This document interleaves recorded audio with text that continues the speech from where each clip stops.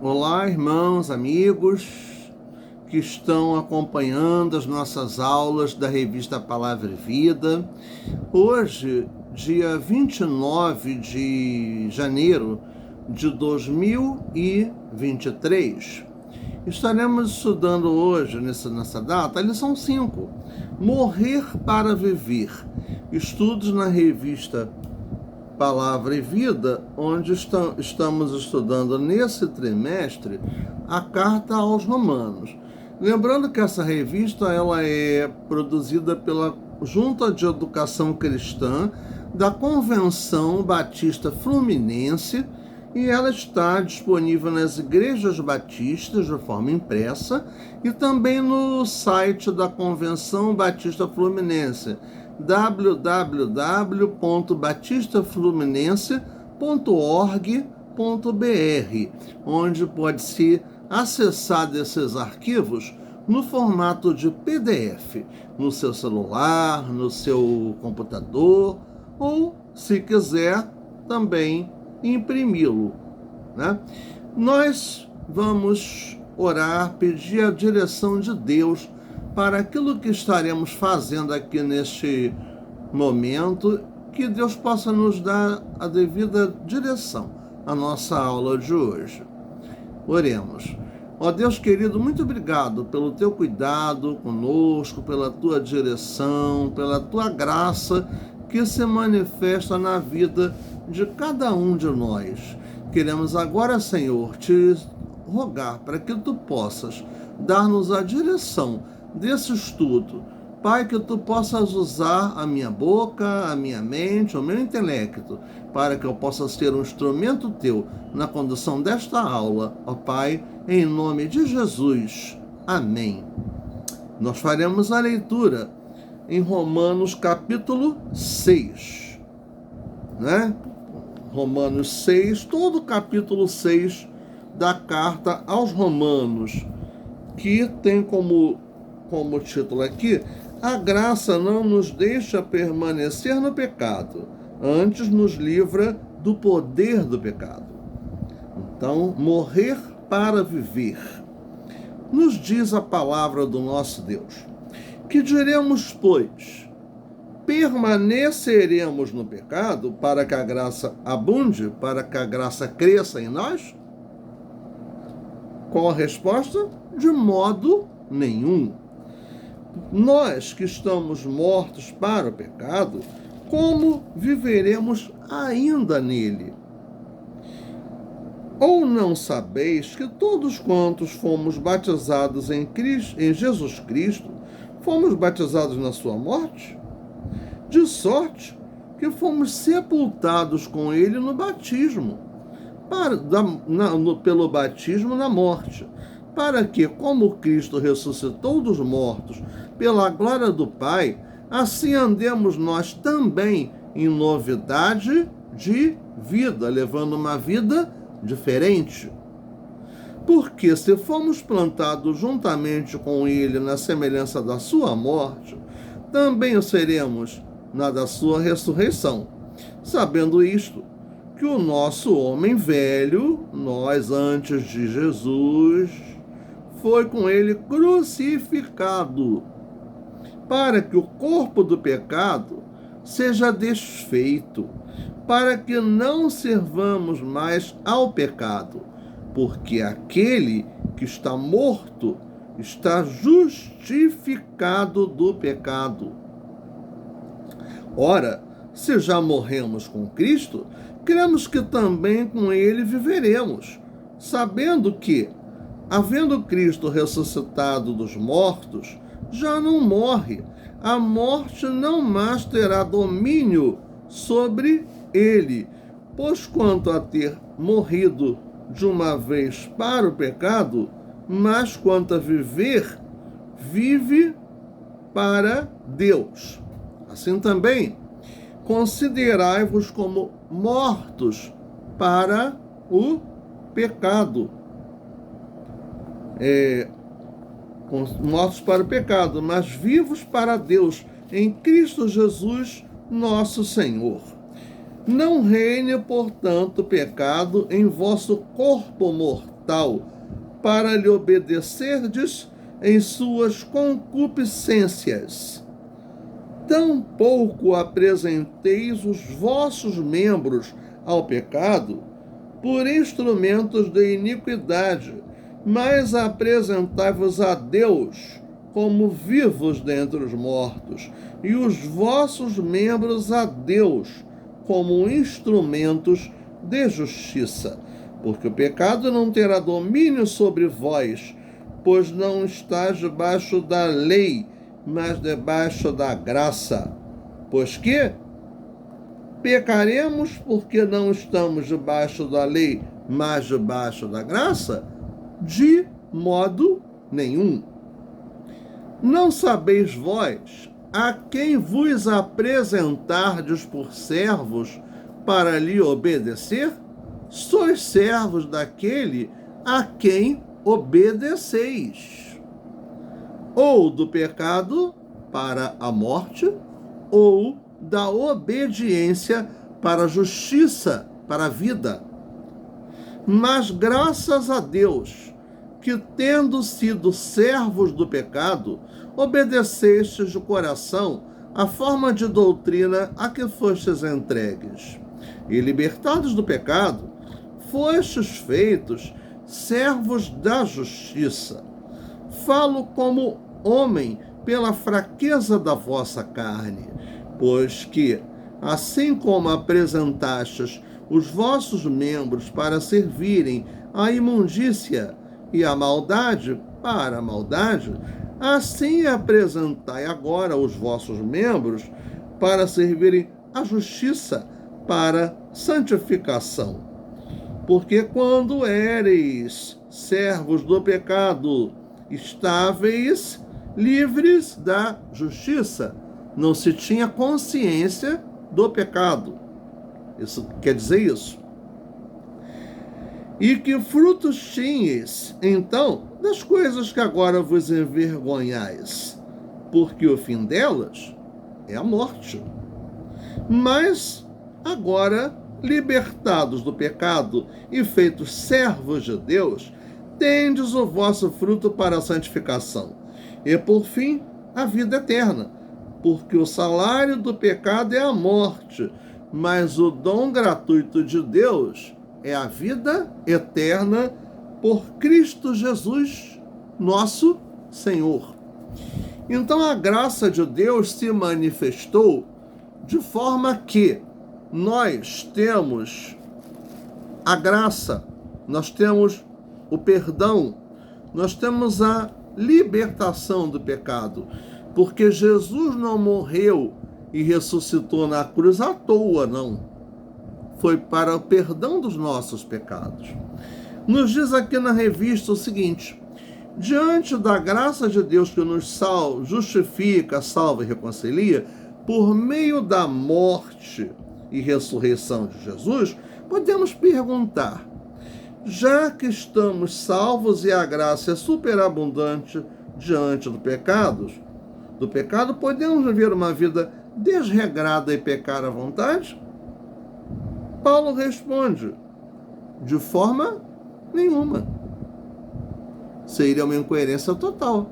Ou estamos na vida, ou estamos na morte. Ou estamos vivendo no pecado, ou estamos vivendo para Deus. E por que não? O apóstolo responde: nós morremos para o pecado e por isso não devemos continuar nele. E mais, quando nós fomos batizados, o fomos na morte de Jesus. Romanos 6, 2 e 3. Em outras palavras, Paulo está dizendo: vocês não devem pecar, pois vocês estão mortos com Jesus. Mortos com Jesus para quê? Para o pecado.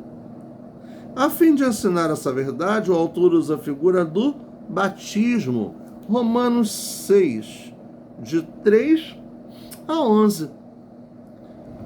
Momento no qual o novo discípulo imerge nas águas. Imerge, entra, é mergulhado nas águas.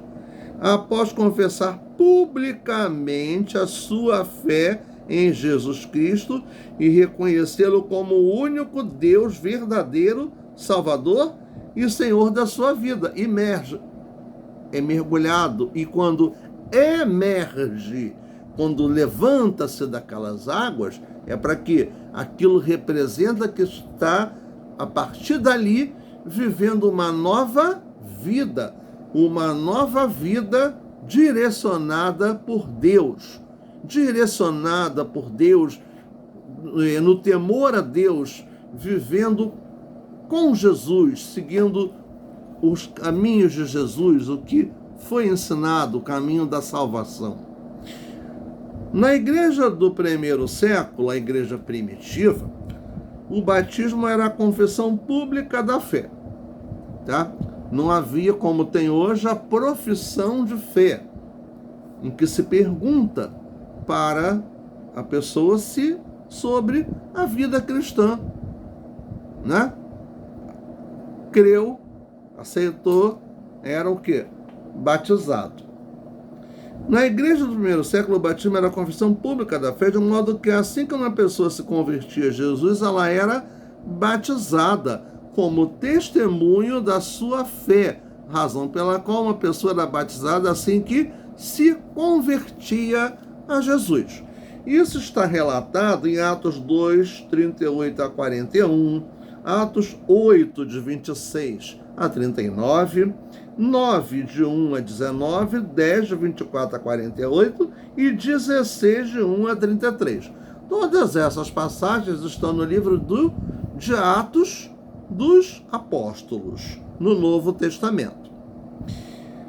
Então, à medida que a pessoa se convertia a Jesus, estava ingressando na igreja diretamente do paganismo, saía da velha vida para a nova vida, como hoje no batismo se imerge, morrendo para o pecado, e emerge vivendo para Jesus, vivendo segundo a vontade de Deus. O batismo, de fato, era uma linha divisória na sua vida, o que hoje nós colocamos como a conversão. A conversão era associada diretamente ao batismo. Hoje não. Hoje, se a pessoa converte-se e vai estudando os ensinamentos para poder se preparar para o batismo, para que tenha consciência daquela nova vida que vai levar, para não ter um desconhecimento da palavra de Deus, mas saber a quem serve, tá? E saber se realmente está disposta a seguir e a obedecer a Jesus. No batismo novo cristão, tomava uma decisão que cortava a sua vida em duas. Jesus não dividiu só a vida de cada um que se converteu a ele, não. Jesus também dividiu a história em antes e depois de Cristo. AC, antes de Cristo.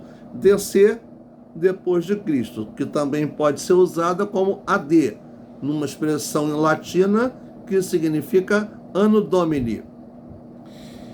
Essa escolha era tão decisiva para ele que literalmente assinalava o início de uma nova vida. Essa consciência também deveria estar em nós, pois se alguém está em Cristo, nova criatura é. As coisas velhas já passaram e eis que tudo se fez novo. Isso é a novidade de vida que está lá em 2 Coríntios 5:17. Então, essa é a graça de Deus, essa maravilhosa graça de Deus. Tá? Antes de começarmos a falar sobre a primeira parte da lição, nós vamos estar cantando e recitando o cântico 193 do Inário para o Culto Cristão, Maravilhosa Graça.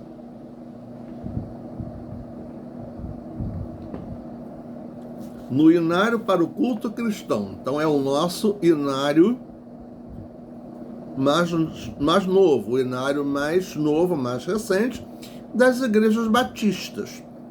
Lembrando que esse hino Maravilhosa Graça, ele está presente nos inários de outras denominações, da igreja presbiteriana, da congregacional, da Assembleia de Deus. Então esse é um cântico que, como os hinos do cantor cristão, também se fazem presentes nos inários de outras igrejas evangélicas.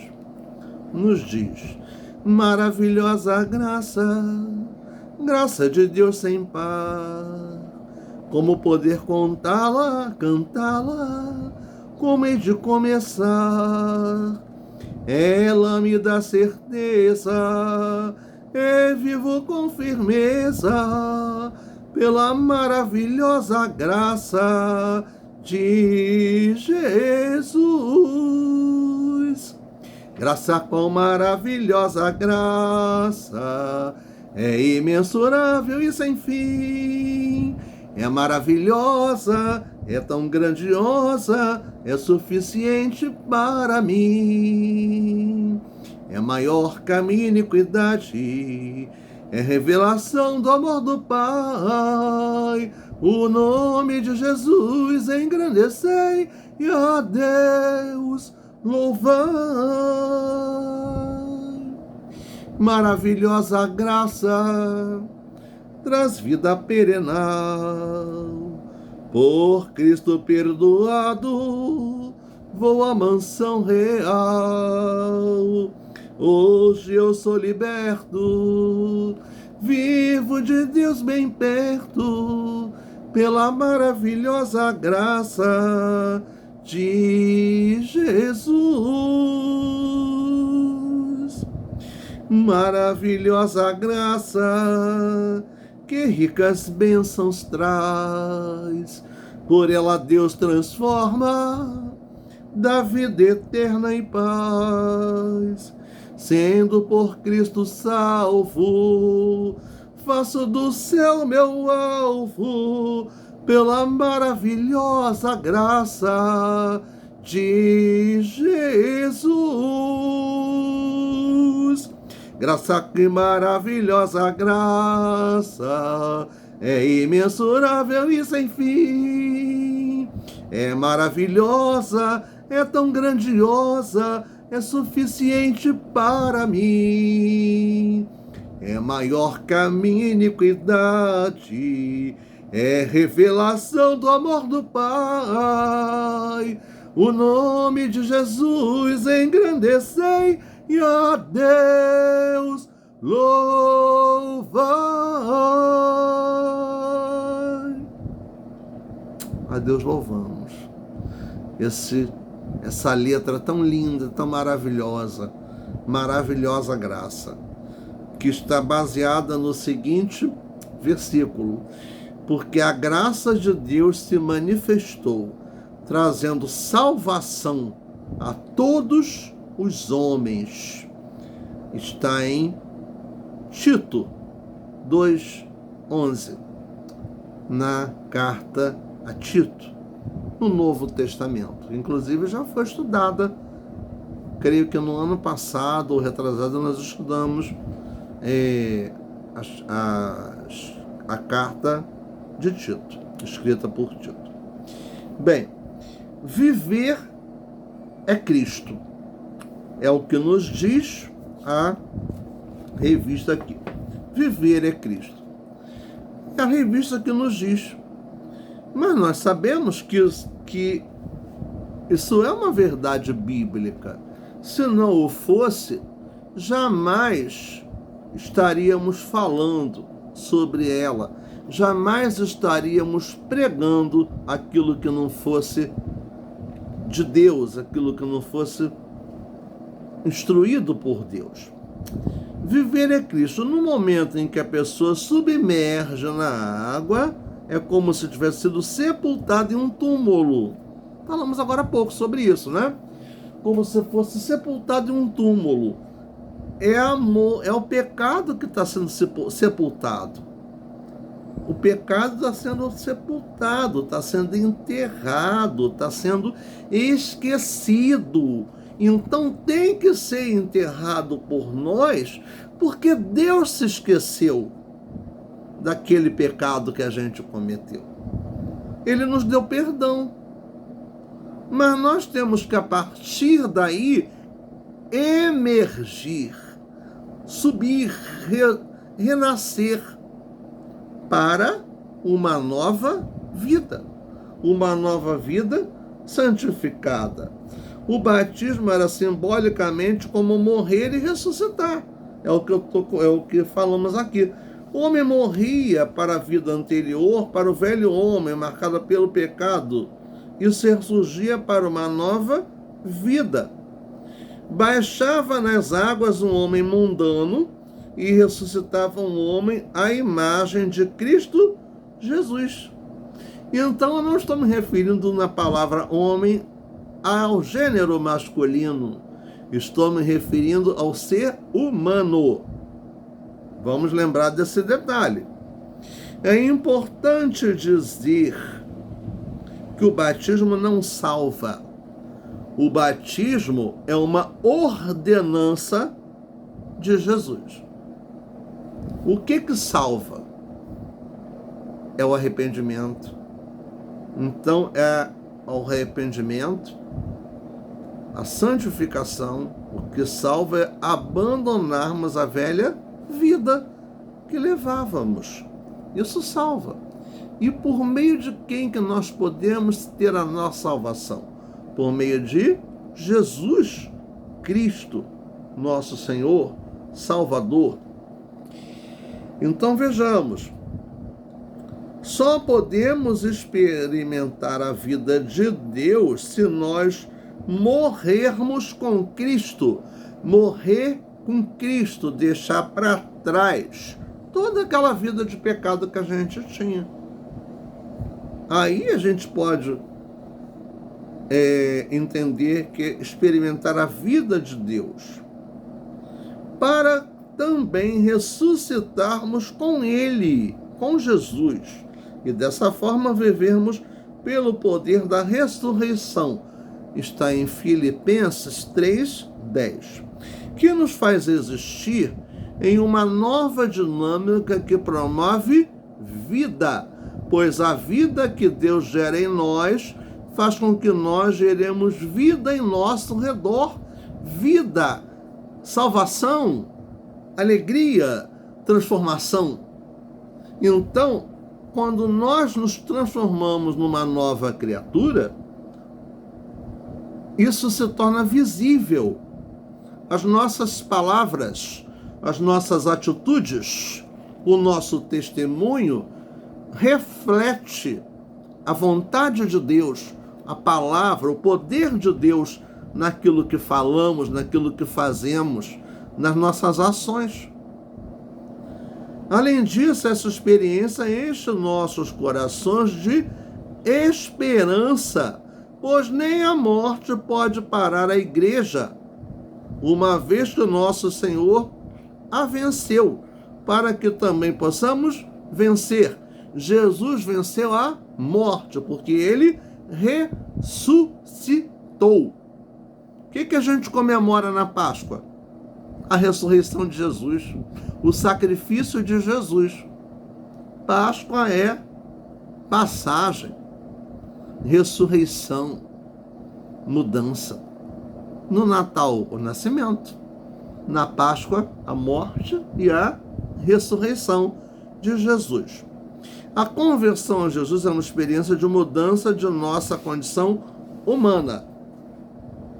Por isso, limitar a experiência com Cristo apenas a regras de faça e não faça, posso aquilo, não posso fazer isso, não posso fazer aquilo, não posso fazer aquilo outro, isso é uma prisão, isso é uma coisa horrível, isso é a lei, tá? Então nós não estamos debaixo da lei, nós estamos debaixo da graça. A graça veio confirmar a lei por meio de Jesus. Ampliar o horizonte da salvação em Jesus para toda a humanidade, não somente para o povo judeu, tá? Mas para o mundo inteiro.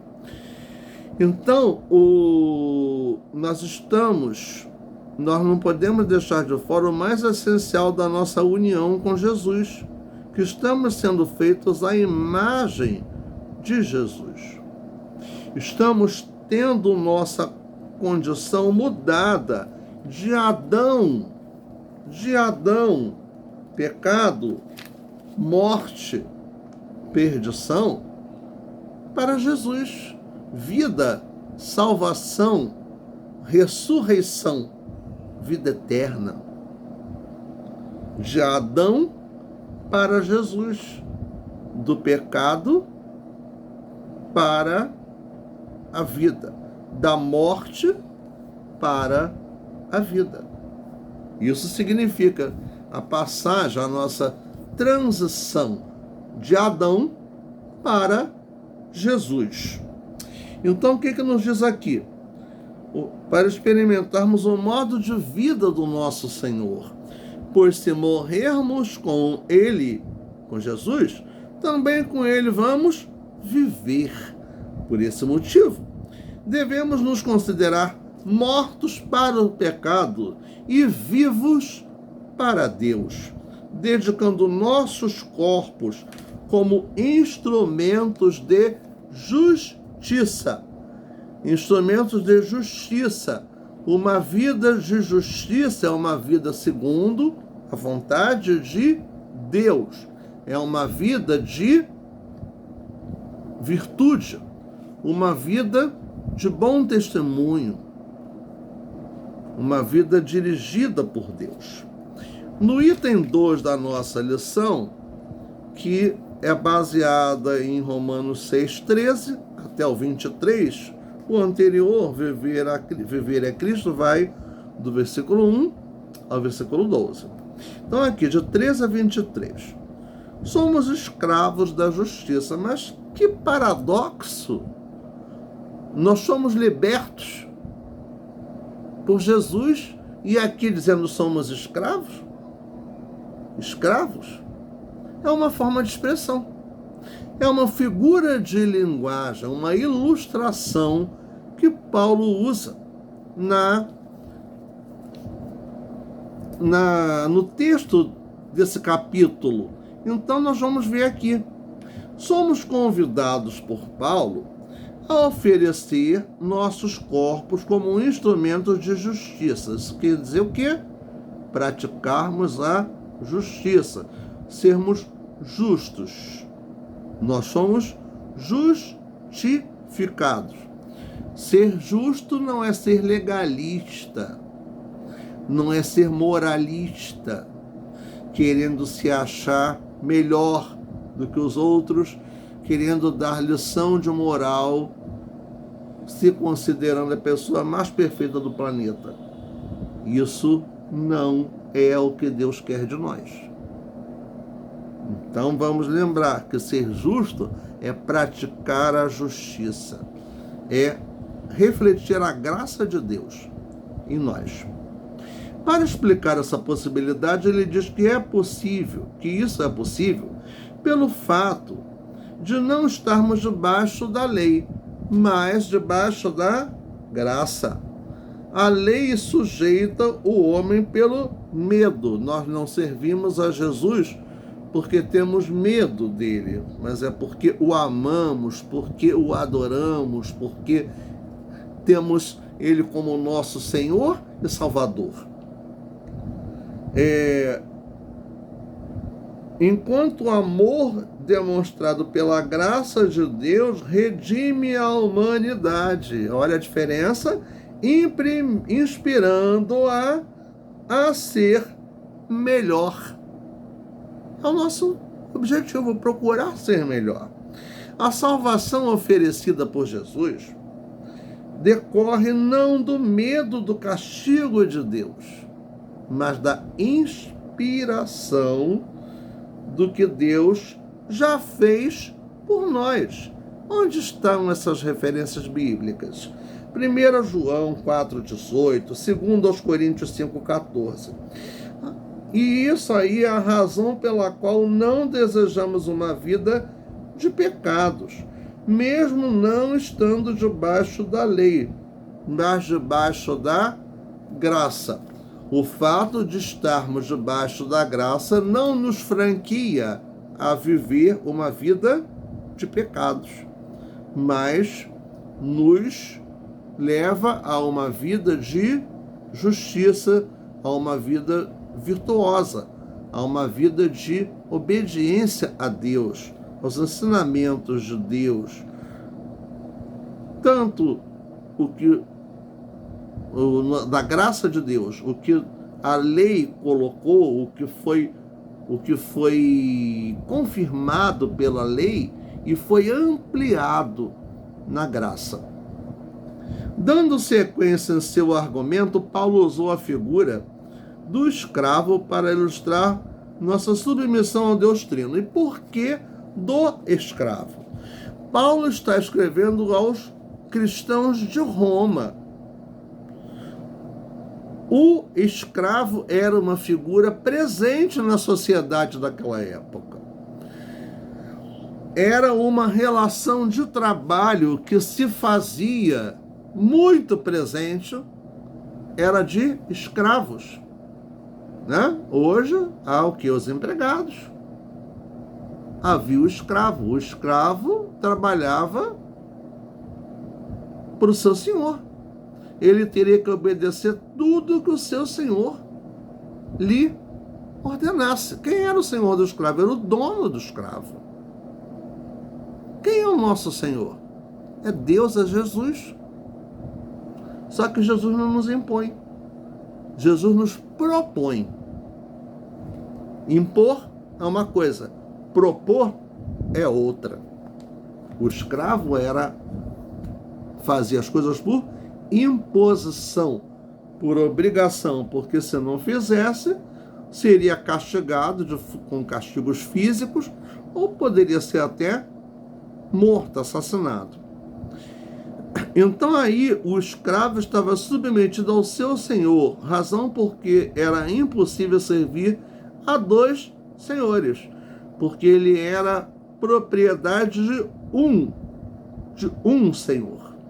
Nós somos propriedades de Deus. Então devemos servir só e somente a Deus. Ou servimos ao pecado e nos tornamos promotores da morte e da injustiça, ou nos tornamos escravos de Deus e damos o fruto da vida eterna e santidade, pois estamos libertos do pecado. Então, lembrando, a expressão escravos de Deus, nós não estamos presos a Deus, nós estamos libertos. Escravo aí é uma força de expressão. Tá? O cristão representa a humanidade feita à imagem de Jesus, dando domínio total de sua vida para seu Senhor, o seu Senhor, Jesus Cristo. Qualquer pessoa que tenha tomado essa decisão não pode pensar em usar a graça como desculpa para pecar. Como diz num verso lá de uma música antiga do grupo Logos, quem tem posto a mão no arado não pode mais olhar para trás, pois quem no arado põe a mão, trabalho certo e perto, tem serviço e profissão. Depois, numa outra estrofe, diz: quem em Cristo põe a vida não pode mais olhar para trás, pois quem ao mestre deu a mão, trabalho certo e perto, tem serviço e profissão. Ao invés de pregar a palavra, fala ao seu redor, mostre tua vida, faz das boas novas tua lida. Linda a letra do cântico, mão no arado, gravado pelo Grupo Logos lá nos anos 80, 90, já há muito tempo atrás, né? Quem é das antigas se lembra, mas isso é muito tocado, né? É muito conhecida essa letra do Cântico Mão no Arado. É importante ponderar que o termo santificação não indica um estado acabado. Olha que eu tenho falado sempre sobre isso. Santificação não é de uma hora para outra que acontece. A santificação ela é um processo contínuo, permanente, que dura a nossa vida inteira, até que a gente seja chamado pelo Senhor para a sua glória. A santificação não acaba. Ela tem que ser buscada a todo momento. Que a santificação é a marca do cristianismo. É a marca da nova vida em Cristo, né? Então, quando uma pessoa oferece a sua vida a Cristo, não vira automaticamente um ser humano moralmente perfeito, não. Isso é um processo, isso vai aos poucos. Mas nós temos que buscar a graça do Senhor, buscar o conhecimento do Senhor para viver segundo a sua vontade. Em vista disso, podemos afirmar que o mais importante da santificação é a disposição de prosseguir no caminho, ou melhor, na caminhada, com provação, com oração, com determinação. A caminhada, ela prossegue, ela não acaba, né? Então aqui, por fim, Paulo afirma: pois o salário do pecado é a morte, mas o dom gratuito de Deus é a vida eterna em Cristo Jesus, nosso Senhor. Então aqui, ele faz uma comparação com algumas coisas que acontecia lá na Roma Antiga. O salário opsonia, na palavra, né, no grego. Dom gratuito, charisma. Opsonia era o pagamento do soldado que ele recebia por merecimento. Como já vimos, o salário de quem trabalha é uma dívida e não um favor. Romanos 4:4. Nós recebemos o nosso salário porque nós trabalhamos e precisamos sustentar a nossa família, pagar as nossas contas, devolver o nosso dízimo, contribuir com ofertas, né? Suprirmos as nossas necessidades também. Então aí podemos afirmar diante desse quadro que a condenação que recebemos da parte de Deus é justa, pois como pecadores, é o nosso soldo, o nosso salário. Soldo se fala em quê? No salário dos soldados, tá? Então, soldo é sinônimo de salário.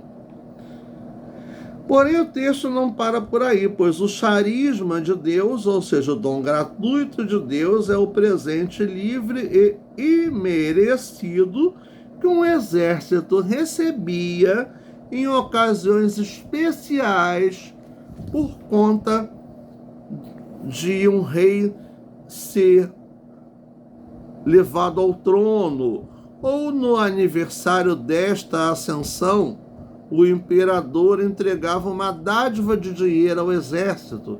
Era um bônus que esses soldados recebiam, tá? Esse presente era um dom da benevolência, graça do imperador. Então aqui podemos afirmar que a morte e a condenação são o salário que merecemos, comparando esse versículo, Romanos 3, 23, com essas características da sociedade romana, nos diz aqui: podemos afirmar que a morte e a condenação são o salário que merecemos, enquanto a vida eterna é a manifestação da graça de Deus em nosso favor. A graça é um favor imerecido. Nós recebemos de Deus, mesmo sendo pecadores, mesmo não merecendo, Deus concede a sua graça. Por isso, a graça vem de graça. Mas nós temos que seguir, obedecer, ser fiéis a Deus, né? Para que essa graça se manifeste na nossa vida, em nós.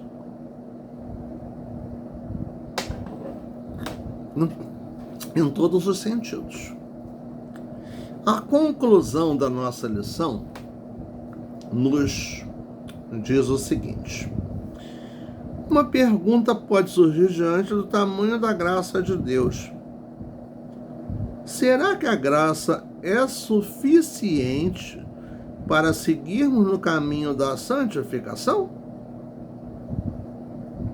Acredito que pode pairar essa dúvida na mente de muitos de nós, né? E aí, o que o autor coloca aqui?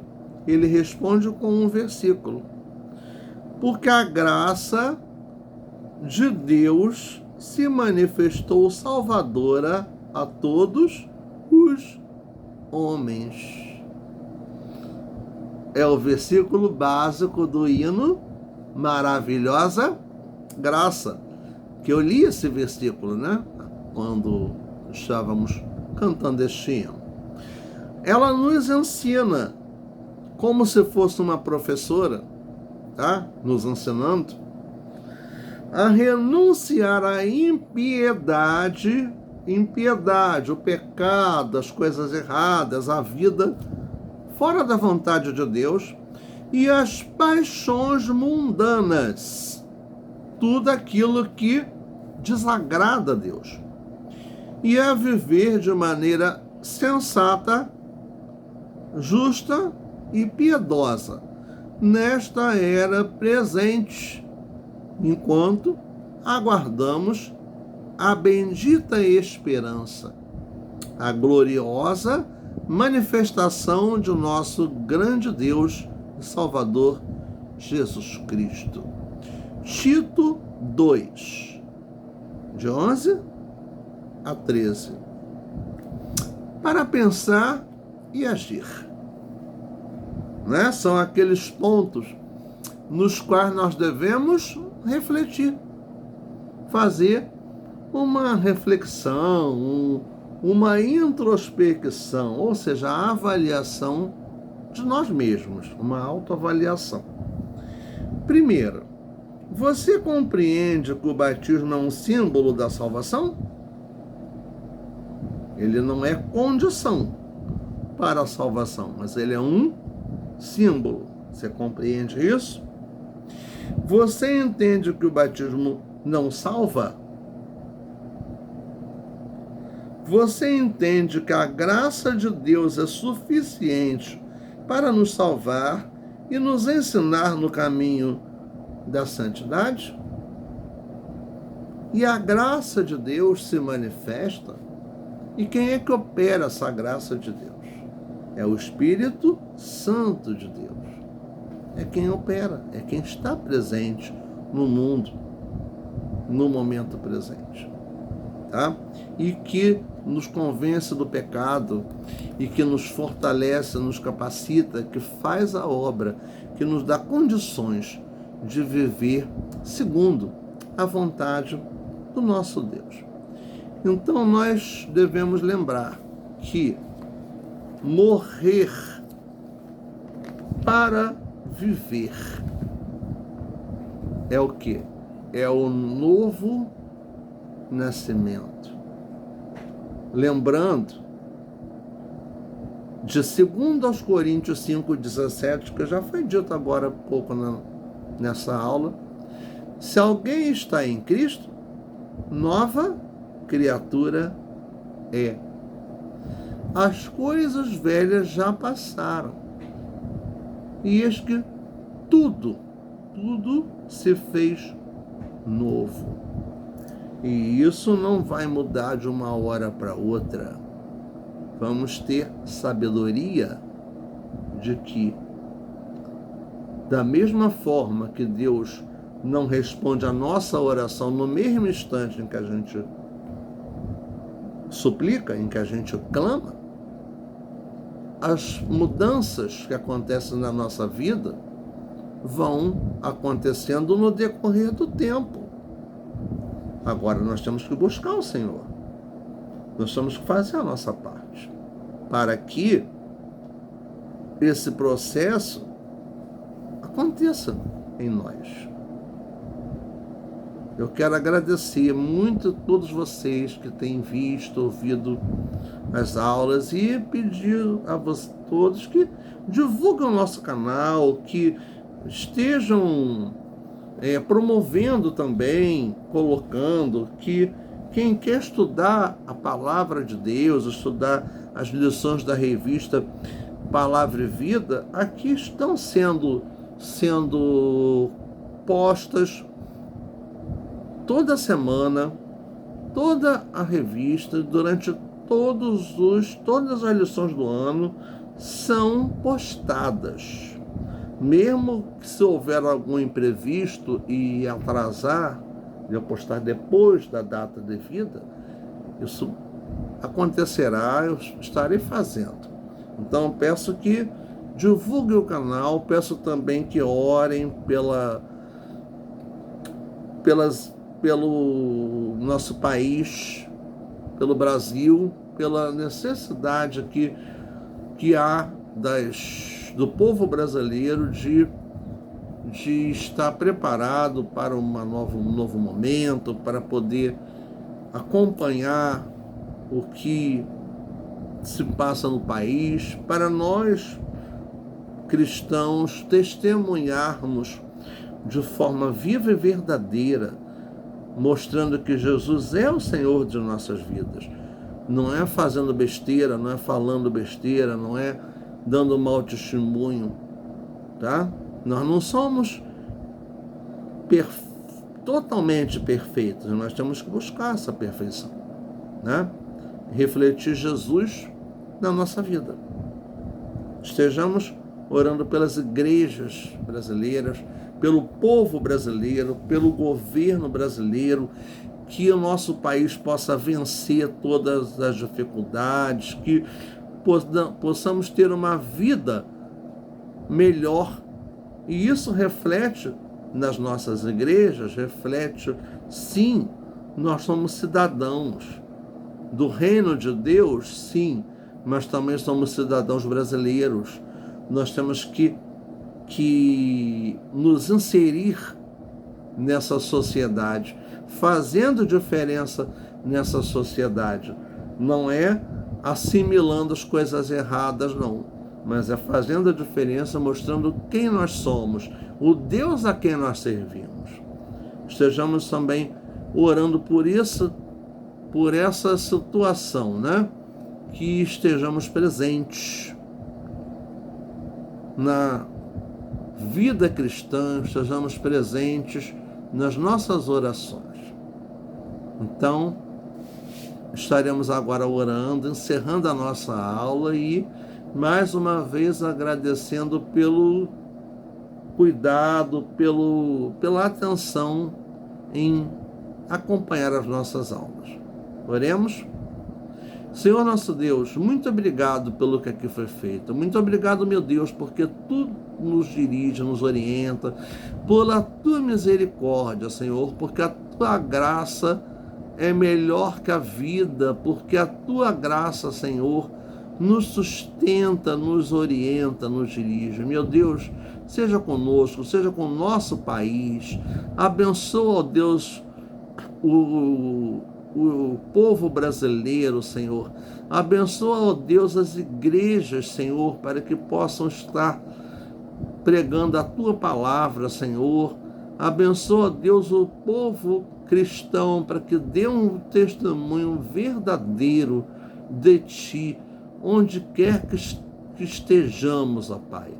Toma-nos nas tuas mãos, tem misericórdia de nós, dá-nos, ó Deus, sabedoria de vida, dá-nos, ó Deus, a tua orientação, Senhor, em nome de Jesus. Amém.